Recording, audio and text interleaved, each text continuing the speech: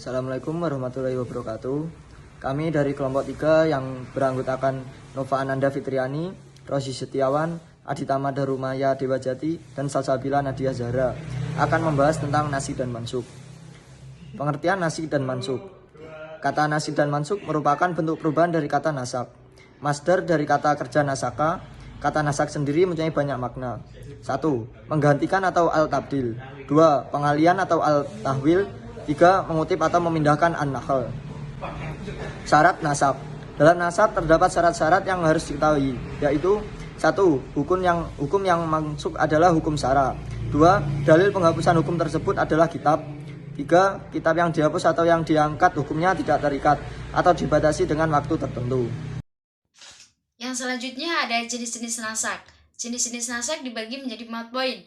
Poin pertama, nasak Al-Quran dengan Al-Quran. Misalnya, ayat tentang iddah 4 bulan 10 hari. Yang kedua, nasak Al-Quran dengan As-Sunnah.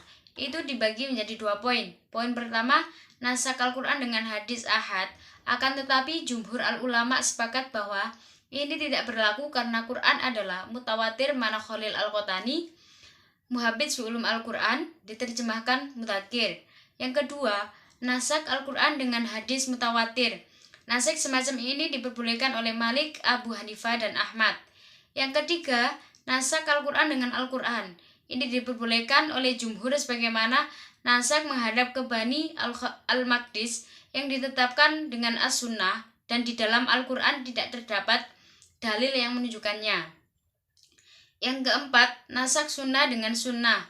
Dalam hal ini ada 4 bentuk, yaitu yang pertama, nasak mutawatir dengan mutawatir.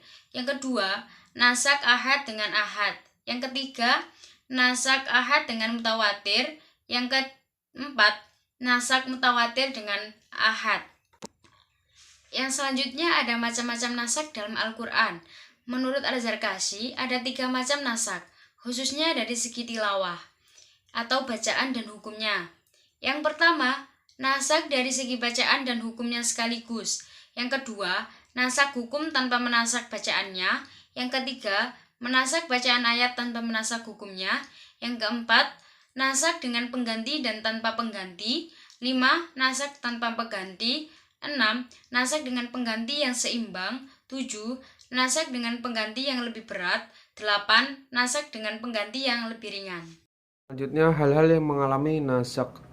Nasak hanya terjadi pada perintah dan larangan, baik yang diungkapkan dengan tegas dan jelas maupun yang diungkapkan dengan kalimat kabar yang bermakna perintah atau larangan. Bagaimana cara mengetahui nasik dan mansuk? Yang pertama, keterangan tegas dari nabi atau sahabat. Yang kedua, ijma' umat bahwa ayat nasik dan yang itu mansuk. Yang ketiga, mengetahui mana yang lebih dahulu dan mana yang belakangan, datang berdasarkan sejarah. Dan yang selanjutnya, hikmah nasak. Adapun yang terdapat pada nasak adalah sebagai berikut. Mengukuhkan keberadaan Allah.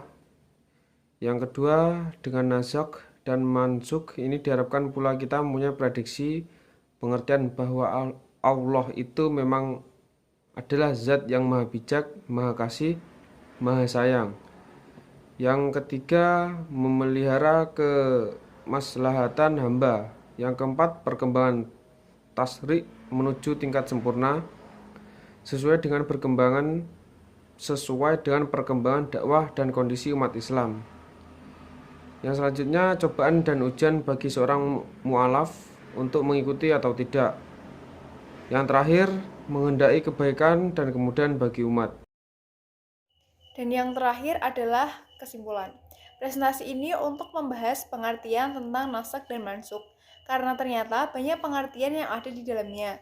Juga berkenaan dengan macam-macam nasak dalam Al-Quran, dan begitu pula jenis-jenis nasak yang ada.